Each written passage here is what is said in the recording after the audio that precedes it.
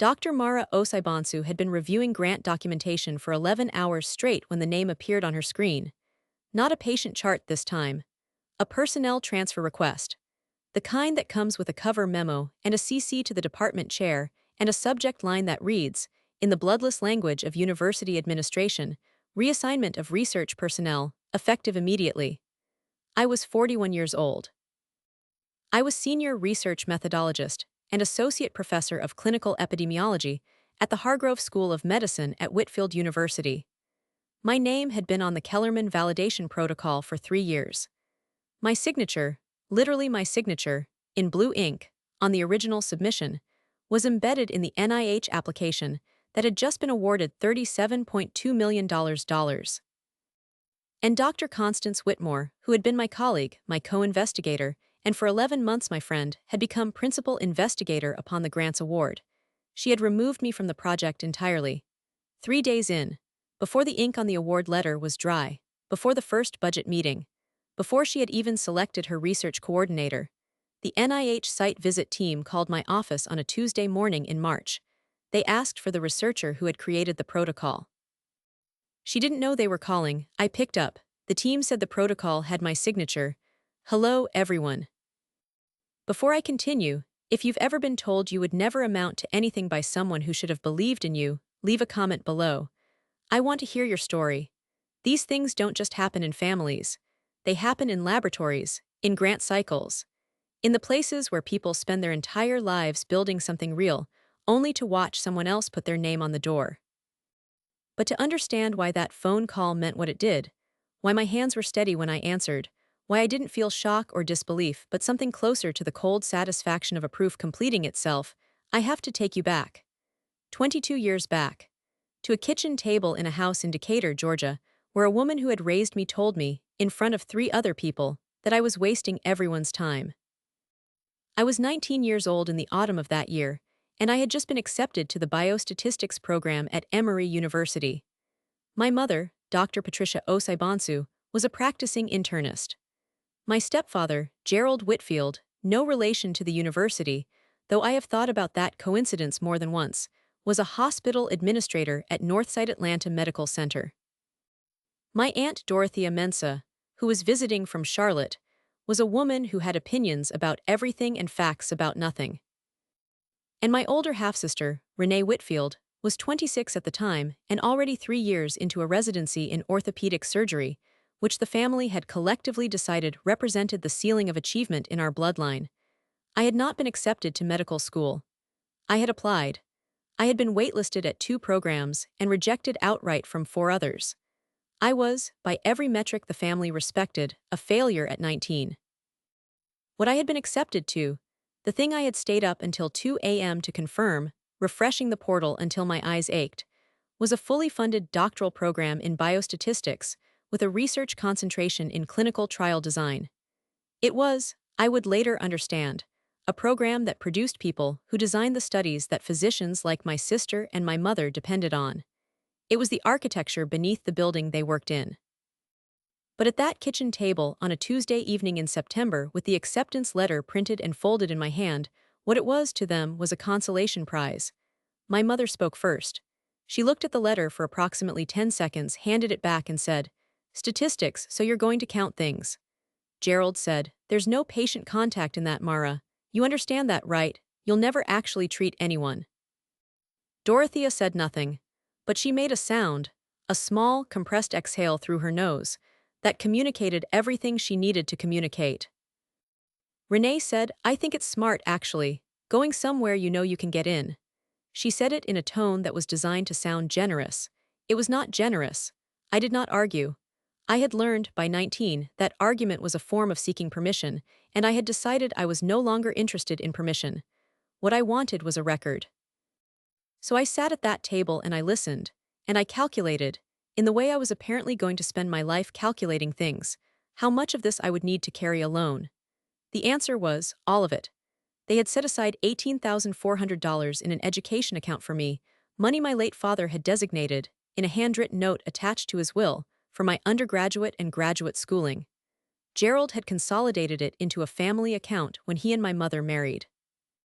When I asked about it, 3 months before that kitchen table evening, Gerald had told me the account had been used to cover Renee's board exam preparation costs and a gap in her living expenses during residency. He said it as though this were self-evident. As though, of course, the money designated for the child whose career the family already respected would take priority over the child who was going to count things. I did not take them to court. I was 19. I did not know I could. A family law attorney would have told me I had grounds, that the designation in my father's note constituted a directed bequest, that the reallocation without my consent was legally actionable. I did not know this yet. I would learn it eventually, in the way I learned most things from a document, late at night, alone. I took the acceptance letter and I went back to my room. I sat at my desk. I wrote down the name of the scholarship program I had found 3 weeks earlier, the Kellerman Foundation Fellowship for Quantitative Health Sciences, on a piece of paper. I folded it and put it in my wallet. I kept it there for 6 years. The Kellerman Fellowship did not come through on the first application. Or the second. I submitted my initial application in the spring of my first year at Emory. It was rejected without comment. The second application, in my second year, came back with a form letter and a single handwritten line from the Foundation's program director. Strong methodology section. Reapply with clearer articulation of translational impact. I read that line approximately 40 times over the following year. I understood it to mean, your technical work is solid, but you have not yet explained why the world should care. I had to learn why the world should care. That took me a year and a half, and a mentor I had not expected. Her name was Dr. Josephine Abarakel. She was a professor of biostatistics and health outcomes research, and she had, at the time, been at Emory for 14 years.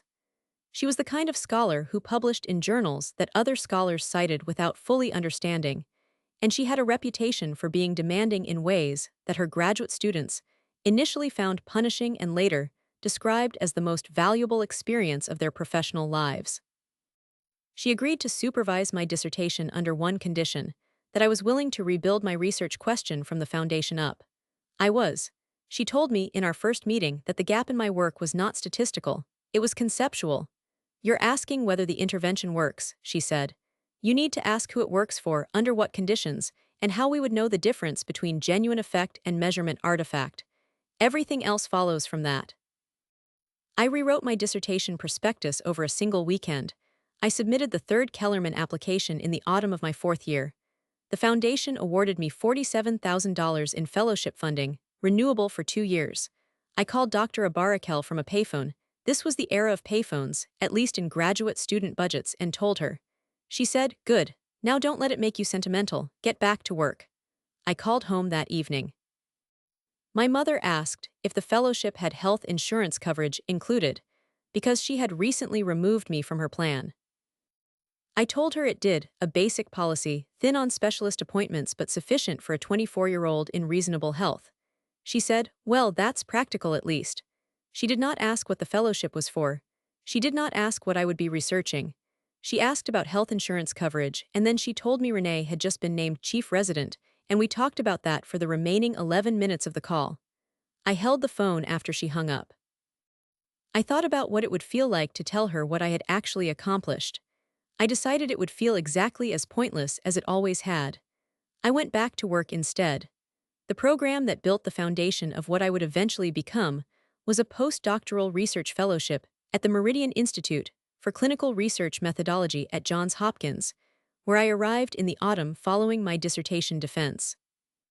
The Meridian Institute, at the time, was one of 4 programs in the country training researchers, specifically in adaptive trial design and validation methodology, the statistical architecture that allows clinical trials to adjust their parameters in response to incoming data without compromising the integrity of the findings. It was a niche so specific that most physicians had never heard of it. It was also, I would come to understand, the exact niche that the entire field of large-scale, NIH-funded clinical research was quietly and desperately short of. I was 27 years old. I had arrived with my dissertation, my fellowship record, and a letter from Dr. Abarakel that she told me years later had described me as the most methodologically rigorous graduate student I have supervised in 2 decades. I had not known she wrote that. She told me at my 10-year celebration, 17 years later, with a glass of sparkling water in her hand, and the same expression of measured approval she had worn the entire time I had known her. At Meridian, I worked under the supervision of Dr. Calvin Ostrowski, the Institute's senior methodologist and the architect of what was then called the Ostrowski-Hargreaves Adaptive Design Framework, a set of protocols that had been published in the New England Journal of Medicine in 2003 and had since been cited in over 400 clinical trials across 3 continents. Dr. Ostrowski was 61 when I arrived and had the professional demeanor of someone who had long since stopped caring about anything other than the work. He reviewed my first protocol submission in our second week together, handed it back with 19 pages of annotations, and said, "You have the instincts. You're missing the discipline. Come back when you've addressed these." I came back in 4 days. He looked at the revision for a long time. Then he said, "Faster than anyone I've had here in 8 years. Do you know why validation methodology matters?" I told him what I believed, which was, because the quality of the method determines the integrity of the finding, and the integrity of the finding determines whether the treatment that reaches a patient is the treatment that will actually help them. He said, "Close enough, keep going." I spent 3 years at Meridian. In my second year, I contributed the primary validation framework to a multi-site adaptive trial examining treatment, sequencing in pediatric autoimmune conditions. The trial was coordinated by 6 hospital systems across the eastern seaboard, managed through a consortium that included Whitfield University's medical school. I wrote the methodology section. I designed the interim analysis checkpoints. I ran the simulations that confirmed the framework's statistical power under 4 different dropout scenarios. On March 14th of my third year, the trial's findings were published in The Lancet. My name appeared fourth in the author list. I was 29 years old. I did not tell my family. My mother had, in the intervening years, asked twice about my work and changed the subject both times before I had finished explaining it. Gerald had retired. Renee was now an attending orthopedic surgeon at Emory Midtown and had appeared in a local magazine profile about women in medicine, and the family had framed it and put it in the living room. I had been to their house 3 times that year. The frame was in a prominent position above the console table near the front door. No one had mentioned the Lancet. No one had asked. I had come to understand by this point in my life that they were not going to ask. They were not incurious out of cruelty, or not only out of cruelty. They were incurious because they had categorized me at 19, and the category was fixed.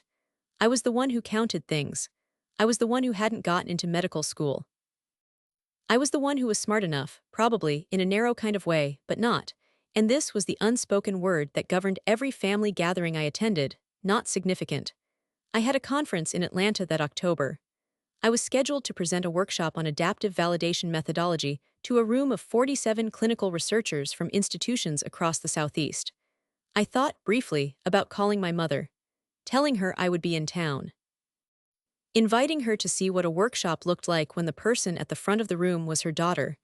I picked up my phone. I put it down. She had no idea what I had become. None of them did, and I had every intention of keeping it that way. The position at Whitfield University came through in the spring of my 33rd year, and it came as a full appointment. Associate Professor of Clinical Epidemiology and Senior Research Methodologist in the Department of Health Policy and Quantitative Sciences, Hargrove School of Medicine.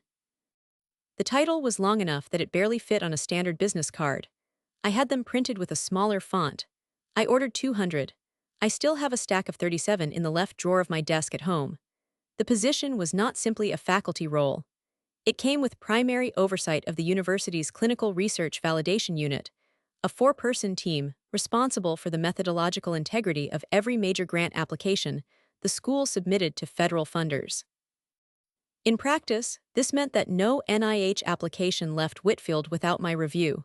It meant that when a researcher came to me with a promising intervention and a half-formed study design, I was the person who turned the half-formed design into something the review panel would take seriously. I was the architecture. I was the proof. My closest professional ally at Whitfield was Dr. Samuel Tranvickers, the department's associate chair, and a man who had read my Lancet paper before I had arrived for my interview. He had referenced it, unprompted, in our first meeting, in a way that made clear he had not simply skimmed it but had actually sat with the methodology.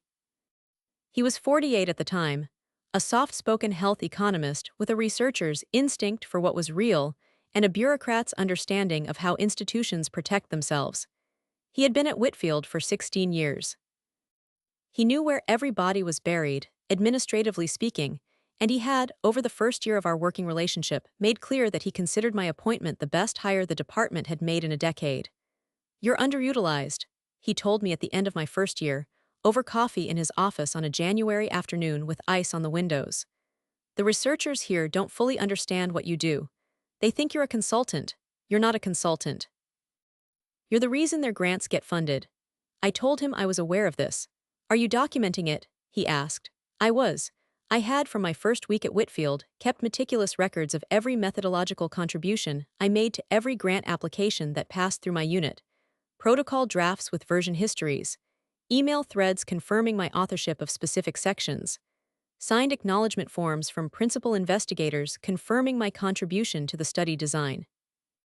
It was not a system born of suspicion. It was a system born of 18 years of watching institutions protect themselves, and the understanding that documentation was the only form of permanence that did not depend on someone else's memory or goodwill. Sam looked at me when I told him this. He had an expression that I had come to recognize as his version of deep approval, a slight reduction in the tension around his eyes, a barely perceptible nod. "Good," he said. "Keep doing that." I thought about telling him why. About the kitchen table indicator. About the $18,400 that had paid for Renee's board exam preparation while I rebuilt my funding from a fellowship I had applied for 3 times. About the framed magazine profile above the console table, and the Lancet paper no one had asked about, and the workshop in Atlanta where I had picked up my phone and put it back down. I decided he didn't need the backstory. The system was sufficient. The records were sufficient. I had been at Whitfield for 7 years when Constance Whitmore arrived. She came from a strong program at Northwestern, with a publication record that was genuinely impressive and a grant history that showed she knew how to attract funding.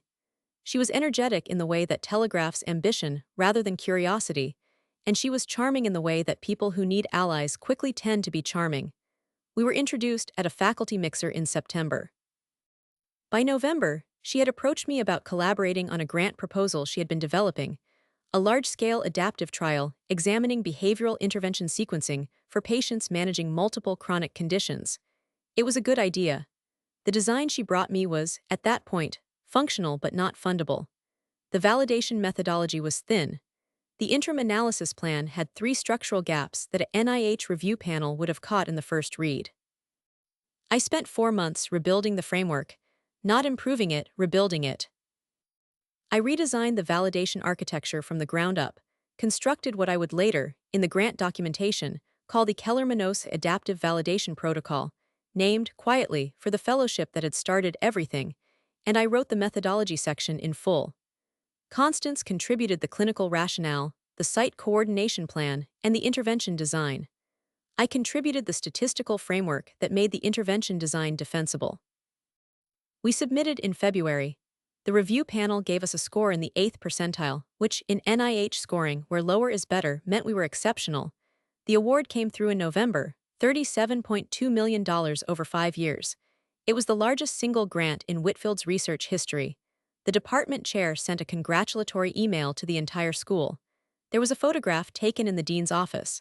Constance was in it. I was in it, standing slightly to her left, in a gray blazer, holding a copy of the award letter.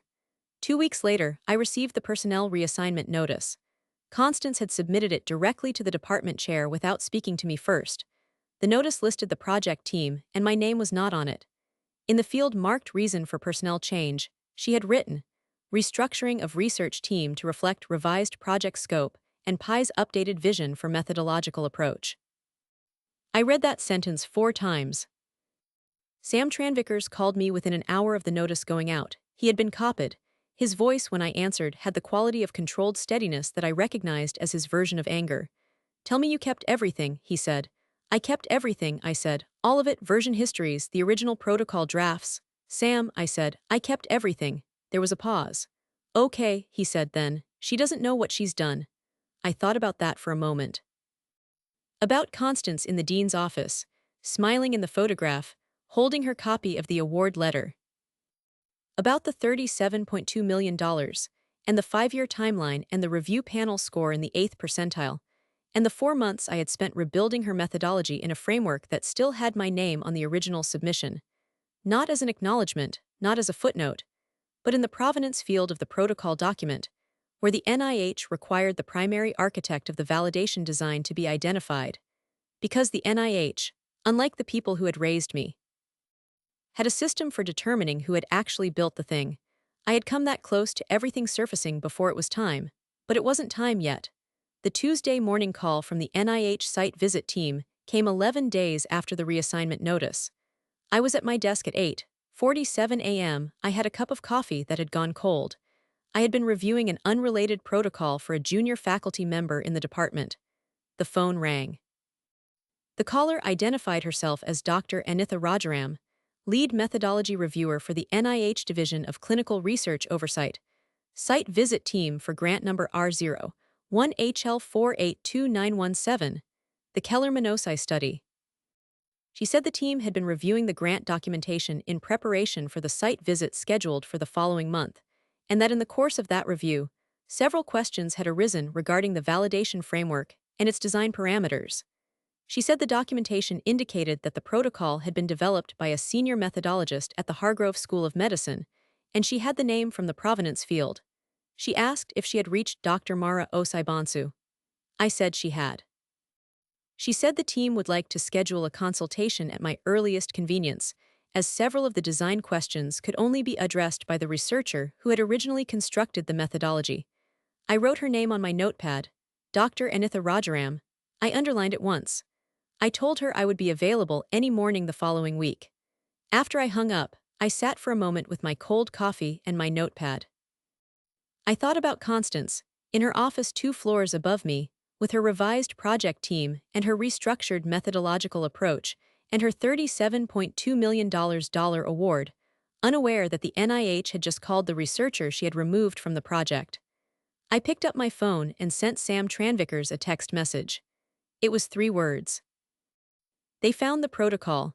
His reply came in 40 seconds. Of course they did. Your name is on it. I set the phone down.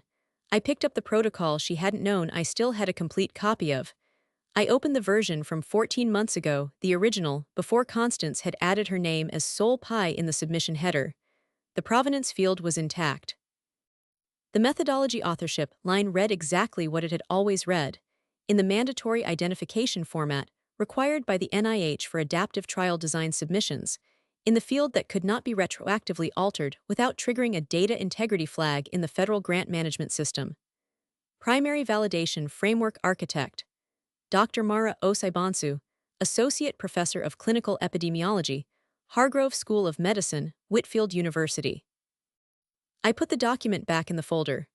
I put the folder in my bag, and I went to get a fresh cup of coffee, because my work that morning was only beginning. The consultation with Dr. Anitha Rajaram and the NIH site visit team was scheduled for the following Wednesday at 10 a.m. I blocked the morning on my calendar and told no one outside of Sam's office. Constance's name appeared in my calendar view 3 times that week, 2 faculty meetings and a department lunch, and each time I saw it, I experienced the same thing. Not anger, not anticipation, but a kind of methodological clarity.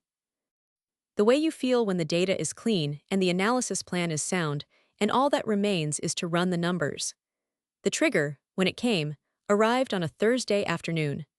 I was in my office reviewing the junior faculty protocol when my email flagged a message from the Office of Research Compliance. It was addressed to the full department distribution list. The subject line read, Grant R01HL482917, Team Roster Finalization and Credit Assignment Notification. Constance had submitted the official team roster to the compliance office. The document listed 8 named personnel, a co-investigator from the sociology department, 3 postdoctoral researchers, 2 biostatisticians she had hired from outside the university, and a research coordinator. There was a methods acknowledgement section at the bottom of the document, a standard field where contributing personnel who were not listed as named investigators could be credited for design work. The field was blank. Not wrong, not misattributed. Blank. She had not simply removed me from the project. She had filed an official document with the compliance office that, in the institutional record, would read as though no methodological contribution outside her listed team had occurred. 8 names. A blank field, and $37.2 million under her sole authority. I read the document twice. I printed it. I put it in the folder with the other documents.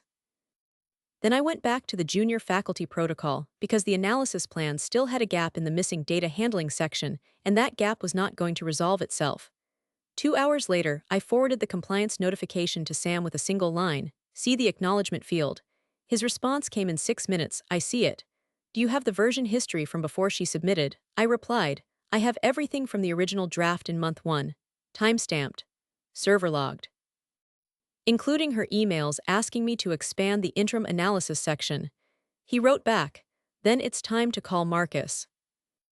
Marcus was Dr. Marcus Euler-Webb, the university's Associate General Counsel for Research Affairs, a man I had met twice at compliance training sessions, and whose name Sam had given me 4 months earlier in January, when I had first noticed that Constance's working style had a particular quality, the quality of someone who was keeping close track of what belonged to her and a looser track of what belonged to others.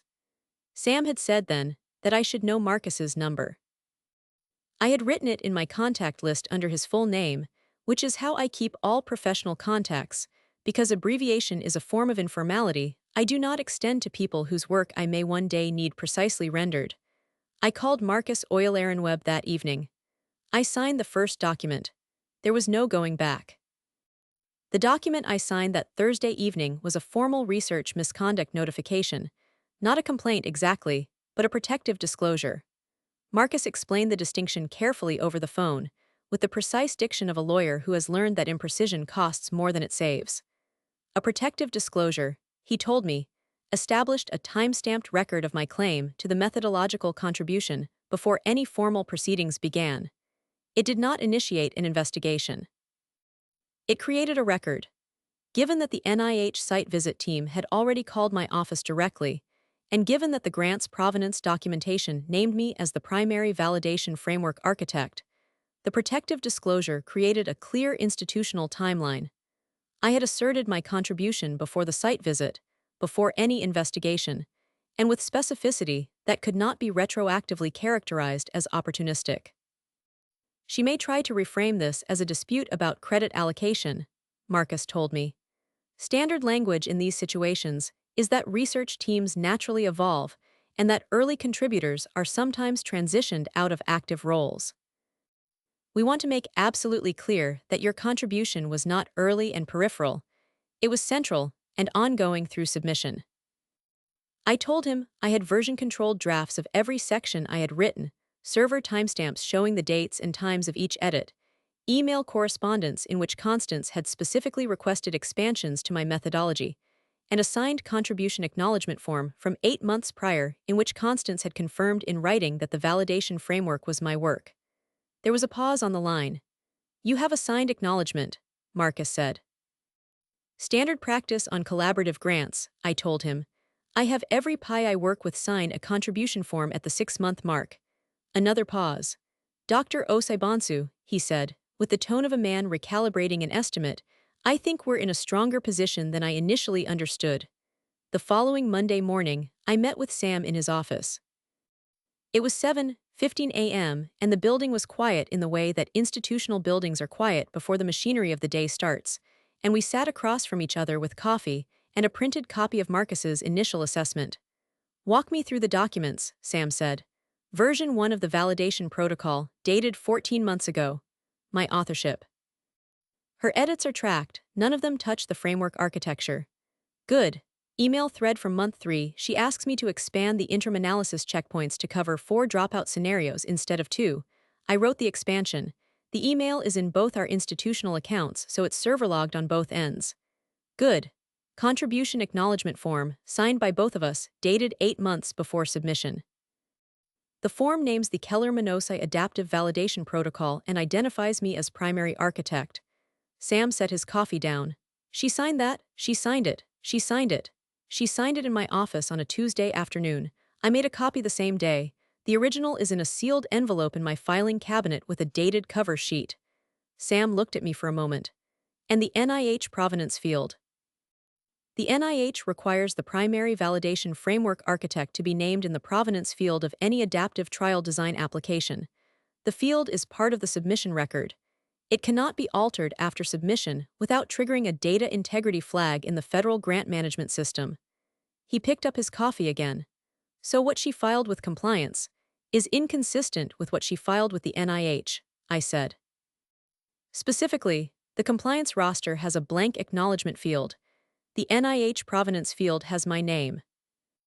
Those two documents are now in the institutional record simultaneously, in direct contradiction with each other. Sam looked at the table, then he looked at me. That was the moment I understood exactly how much they had underestimated me, I told him. He nodded slowly. Marcus knows all of this. Marcus has copies of everything. He's preparing a supplementary disclosure for the compliance office. Timeline: the NIH site visit is in 3 weeks. Marcus wants the supplementary disclosure filed before the visit. Sam nodded again. And what do you need from me? I need you to be present at the site visit, I said. As associate chair, institutional presence, not advocacy, just present. Done, he said. Anything else? I thought about what else I needed. I thought about the compliance roster with the blank acknowledgement field, and the signed form in the sealed envelope, and the email thread server logged in both institutional accounts. I thought about Dr. Anitha Rajaram's voice on the phone, professional and precise, asking if she had reached the researcher who had built the protocol. No, I said. I think that covers it. The one thing that nearly disrupted the preparation came on a Tuesday, 11 days before the site visit. I was in the faculty corridor on my way to a committee meeting when I encountered Constance outside the elevator. We had not spoken since the reassignment notice. She looked when she saw me like someone who had been told the weather was fine and had just noticed clouds. She recovered quickly. Mara, she said, I've been meaning to reach out. Of course, I said. I want you to know the restructuring was entirely about the project's direction. Nothing personal. I think your methods work is excellent and I'd love to have you consult on the analytical plan at some point during implementation. I noted the specific language. Consult, not collaborate. Contribute. Consult, the word you use for people whose expertise you want to borrow without acknowledging that it belongs to them. I appreciate that, I said. Let me know when you're ready to discuss scope. She smiled with the relief of someone who had expected resistance and had found compliance. Absolutely, I'll be in touch. I watched her get into the elevator. I turned and walked to my committee meeting. Marcus filed the supplementary disclosure to the compliance office within 24 hours. There was one evening, the Thursday before the site visit, when the weight of all of it settled on me in a way I had not anticipated. I had been working late, reviewing my presentation materials for the NIH consultation, and I walked past the research unit's common area and found Dr. Priya Lakshmanan, one of my junior faculty colleagues, alone at a long table with her laptop and what appeared to be a cold container of takeout from 3 hours ago. Priya was 31 and in her second year at Whitfield and was the kind of researcher who reminded me, in small and specific ways, of what I had been at her age, meticulous, under-resourced, and completely clear about what she was building toward. She looked up when she heard me and said, "Can I ask you something?" I sat down across from her. "I have a grant coming up," she said, "and my department chair keeps telling me the methodology section is fine as is, but I don't think it is. I think there are gaps in the interim analysis plan." I looked at her for a moment. "Show me," I said. We spent 40 minutes on her methodology section. The gaps were real and fixable. I walked her through the interim analysis checkpoints, explained the dropout scenario simulations, showed her how to structure the validation framework so that a review panel could follow the logic from assumption to conclusion without losing the thread. When we were done, she looked at her screen and then at me and said, "How do I acknowledge this in the submission?" I told her exactly how the contribution acknowledgement form worked and where to find it on the university's research compliance portal. I told her to keep a signed copy. She nodded. "Thank you," she said. "Seriously, thank you." I picked up my bag. I thought about what I was doing, and why, and what it had cost to be the person sitting across this table, rather than the person sitting alone with cold takeout and a methodology section that was silently undermining a promising research program.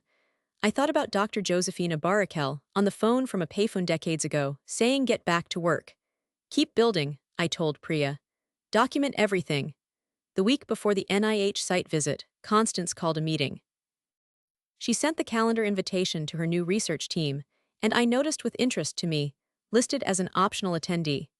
The meeting was titled R01HL482917 Site Visit Preparation and Team Alignment. It was scheduled for a Friday afternoon in the large conference room on the fourth floor, the one with the glass wall that faces the atrium and the framed photographs of previous Whitfield Grant recipients. I accepted the optional invitation. I arrived 4 minutes early.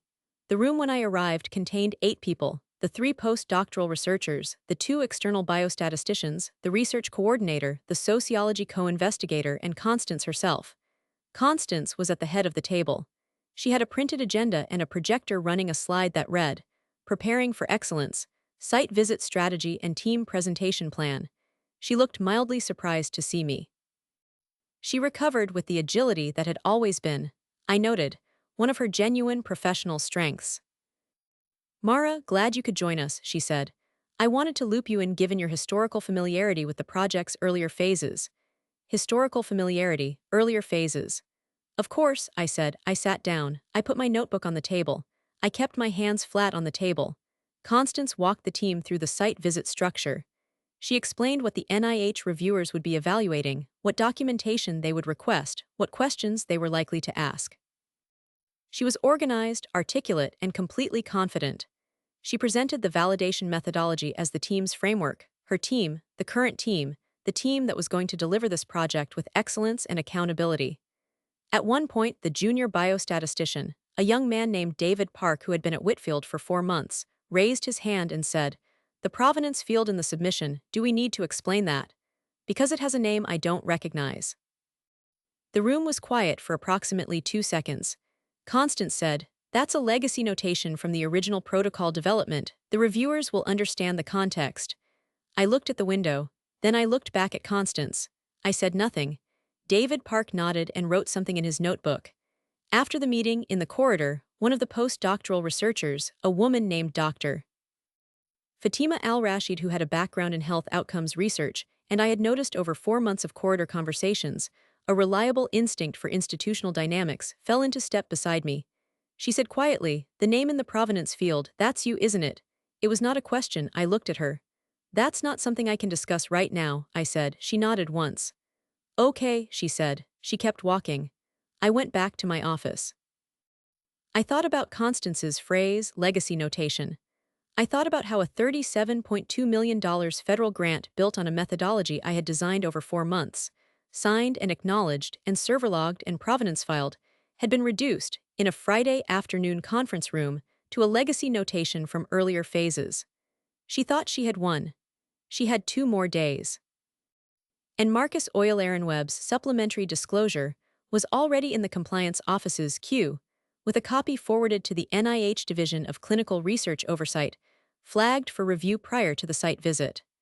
Dr. Anitha Rajaram had acknowledged receipt on Wednesday morning.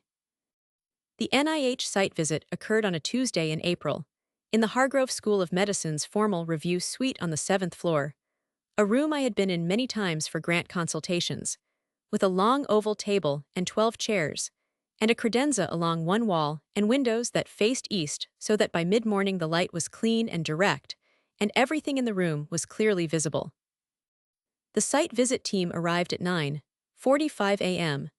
Dr. Anitha Rajaram, lead methodology reviewer, Dr. Thomas Beaumont-Hale, program officer from the NIH Division of Behavioral and Clinical Research, and 2 additional reviewers whose names I recorded in my notebook as Dr. Sandra Oak and Dr. William First.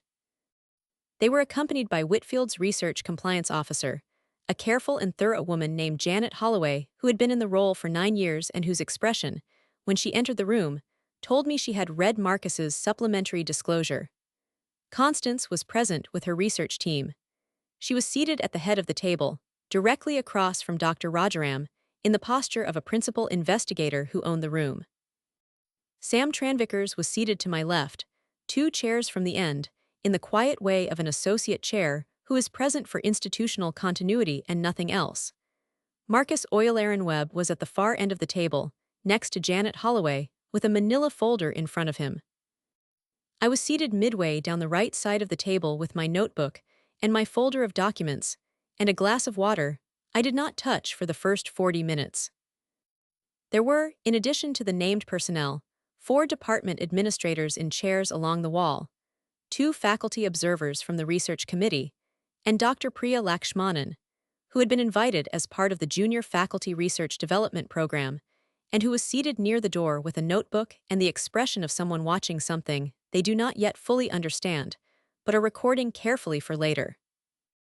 Dr. Rajaram opened the meeting with standard site visit protocol: introductions, timeline, scope of review, documentation expectations. She was efficient and unhurried in the way of someone who has done this many times and who already knows, from pre-visit preparation, roughly where the meeting is going to go. After the introductory remarks, she opened a folder of her own and said, "I'd like to begin with the validation methodology, which is the component of this grant application that the review panel rated most highly and which carries, as I know you're all aware, the primary scientific merit of the study design. Dr. Whitmore, can you walk us through the Keller-Manosse Adaptive Validation Protocol and describe the design logic behind the interim analysis structure?" The room was quiet. Constance's expression did not change visibly, but there was something, a micro-adjustment around the eyes, a fraction of a second of stillness before she engaged, that I recognized because I had been watching her closely for months. She began to walk through the methodology. She was competent. She had read the protocol thoroughly. She understood its components in the way that a careful and intelligent person who has studied a document understands it, which is not the same as understanding it the way the person who built it understands it. And the difference, in a room with 4 NIH methodology reviewers, was audible within 4 minutes. Dr. Oak, seated to Rajaram's left, asked about the rationale for the specific checkpoint intervals in the interim analysis plan. Constance explained the intervals in terms of their statistical function, which was accurate, but did not explain the underlying design logic, the reason those specific intervals had been chosen over alternatives, the simulation models that had tested the framework's power across dropout scenarios, the iterative reasoning that had produced that exact structure rather than a different one. Dr. Rajaram looked at the folder in front of her.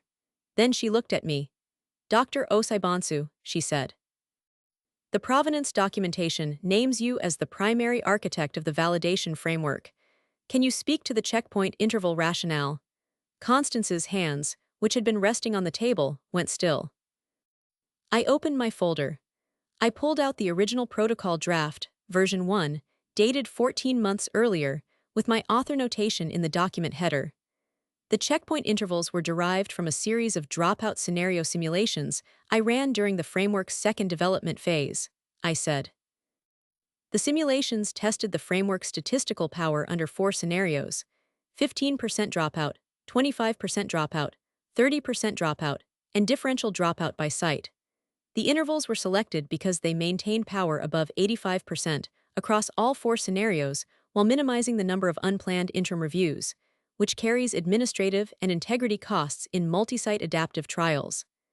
Dr. Oak was writing. Dr. Rajaram said, "Is that documented in the protocol development record?" "Yes," I said. I placed the version 1 protocol on the table, open to the simulation results section. "This is the original framework draft. The simulation outputs are in Appendix B. The document is server timestamped from 14 months ago." That was the first document. I had 3 more. The room had a quality to it now, the specific quality of a room in which the people who control information have shifted and everyone present is recalibrating who that is. Constance was very still. David Park, the junior biostatistician, was looking at his notebook. Dr. Fatima Al-Rashid was looking at me with an expression I could not fully read but which contained, I thought, something close to recognition. Dr. Rajaram said, "Dr. Whitmore, the Compliance Office received a supplementary disclosure last week regarding the attribution of the validation methodology. I'd like to address that directly if we may." Constance said, "Of course." Her voice was steady. I gave her credit for that. Dr. Rajaram looked at Janet Holloway, who opened a folder and passed copies of a document to each person at the table. The document was Marcus's supplementary disclosure, with the supporting materials appended: the signed contribution acknowledgement form, 3 email exchanges in which Constance had requested specific expansions to my methodology, and the server log timestamps. The room was quiet while people read. Constance's co-investigator from the sociology department, a man named Dr. Arnold Ferreira, who had been sitting in comfortable confidence for the first 40 minutes of the meeting, turned to page 3 of the disclosure and then set it down in a way that suggested he was rethinking the morning he had agreed to participate in this grant. Dr. Beaumonthale, the program officer, said, "Dr. Whitmore, the contribution acknowledgement form on page 4, this bears your signature." Constance looked at the form. "Yes," she said, "and the form identifies Dr. Osaibansu as the primary architect of the Keller-Minosa Adaptive Validation Protocol." "Yes," she said again. "Can you help me understand the relationship between that signed acknowledgement and the compliance roster filed 2 weeks ago, which lists the methodology acknowledgement field as blank?" The sentence went unfinished. Constance had opened her mouth, and then, for a span of approximately 3 seconds, nothing came out. When she spoke, what she said was, "There was an administrative oversight in the roster preparation. I take responsibility for that." Dr. Rajaram wrote something in her notes. She did not look up when she said, "The NIH takes authorship and contribution attribution in federally funded research very seriously, as I'm sure you know. A discrepancy between the contribution acknowledgement on file and the compliance roster filed with the institution will require a formal review by our Research Integrity Office. That process will be initiated following today's visit." Sam Tranvickers, to my left, did not move or speak. He had the stillness of a man who had seen institutional processes resolve correctly before and was allowing this one to do the same. Dr. Rajaram turned back to me. "Dr. Osaibansu, I'd like to continue the methodology review with you as our primary technical resource, if that's appropriate given the documentation on record." "It is," I said. For the next 2 hours, I walked the site visit team through the Keller-Minosa Adaptive Validation Protocol in the complete technical depth that the work required. I explained the design logic from first principles. I walked through the simulation models.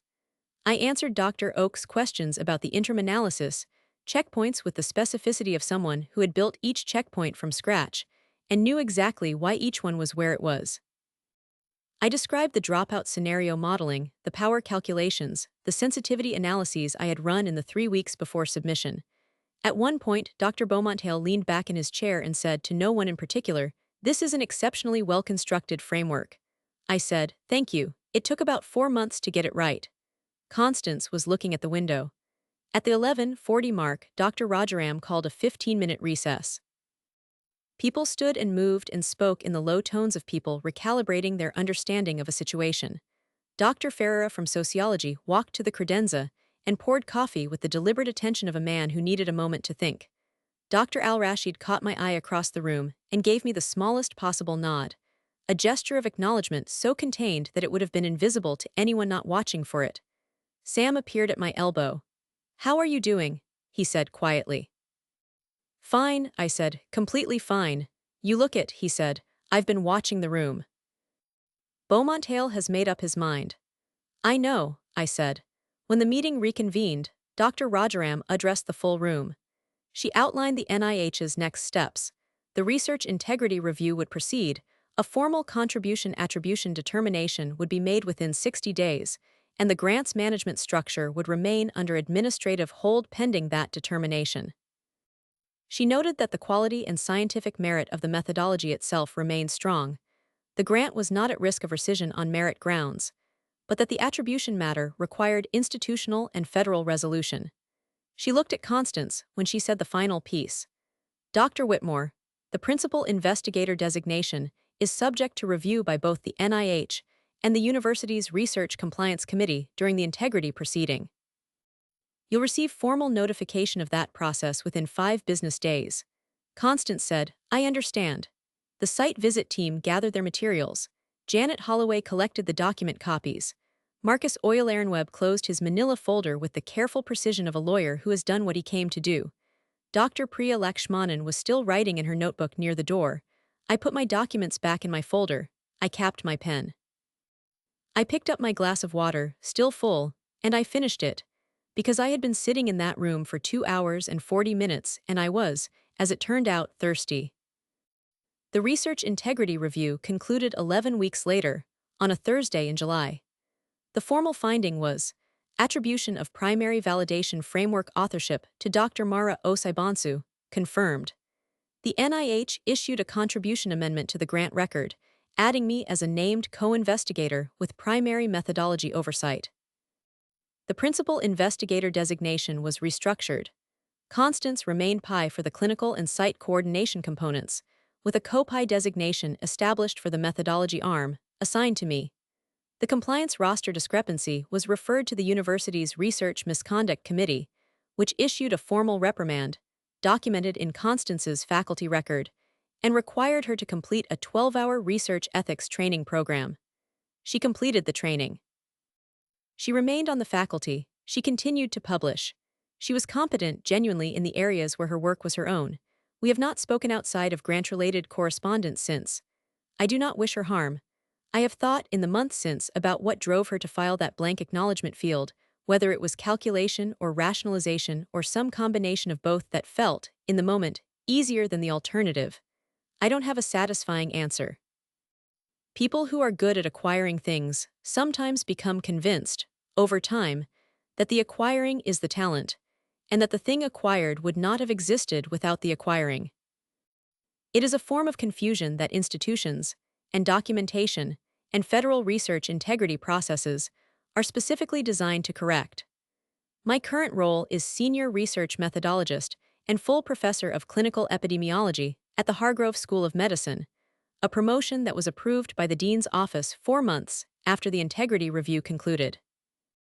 The Keller-Minosa Adaptive Validation Protocol is now being used as a teaching framework in 2 graduate programs, one at Whitfield and one at the University of Michigan, through a collaboration Dr. Josephine Abarakel helped broker, because she is 81 years old and still brokering collaborations, which is, I think, the most accurate thing I can tell you about the kind of person she is. Sam Tranvickers was named department chair in the autumn. He sent me a text message the morning the appointment was announced. It said, "Still the best hire this department has made in a decade." I kept it.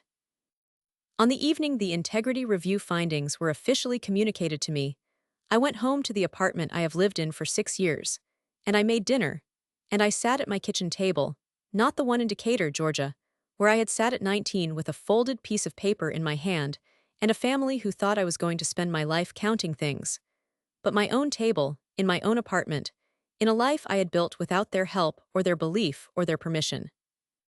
I thought about my father, who had set aside $18,400 for my education in a handwritten note that was, in the end, redirected. I thought about what that money would have meant, and what the absence of it had required me to become instead. I am not grateful for the absence, but I am clear about the accounting. There is a framed photograph on the bookshelf across from my kitchen table. It is from the day the integrity review findings were announced. In it, I am standing in my office, in the same gray blazer I wore in the dean's photograph from the grant award. I am alone in the photograph.